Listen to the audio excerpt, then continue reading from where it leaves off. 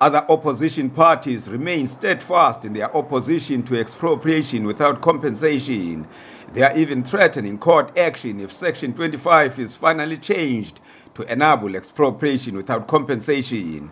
The DA, COPE, FF+, ACDP and others are still pushing back, arguing that this will result in a monumental economic disaster for the country. I battle to understand why there are some parties who are so committed to asking the state to own the land and not the people of this country.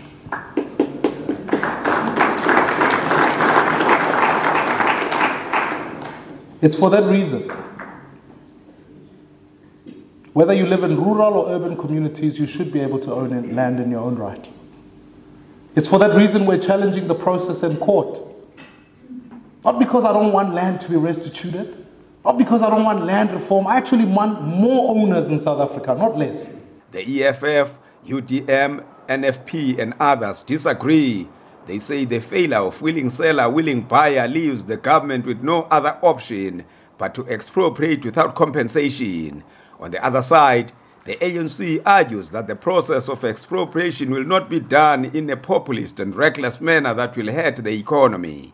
If the industry becomes innovative, you will not be afraid of the challenges of land reform because you are participating in it. I don't think the government will come to your farm if it's underproductive, if there's harmony with your workers, if you address transformation in your own farm. But if your farm is lying unused for 10 years, obviously it becomes a candidate as land that is unused. Not only your farm, by the way, even government land is lying unused. That land to be taken and be put into use. I don't think the issue is to start in looking for people's farms when there's land that the state has made available that is not used. When there's land that is owned by the state that is no longer in usage. So farms don't have lived nice, invest in agriculture.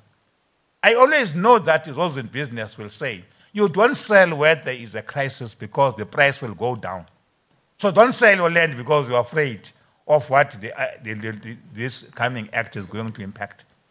Wait until when there's calm and then you sell when the markets are good. I want to say as part of government, I'm not intending to grab land recklessly because we want to retain and sustain food production. While the toing and froing continues in this subject, analysts believe it is just the beginning. As the announcement of an election date is fast approaching, the issue will move to the top of all political party agendas. Manilisi Tubase, SABC News, Parliament.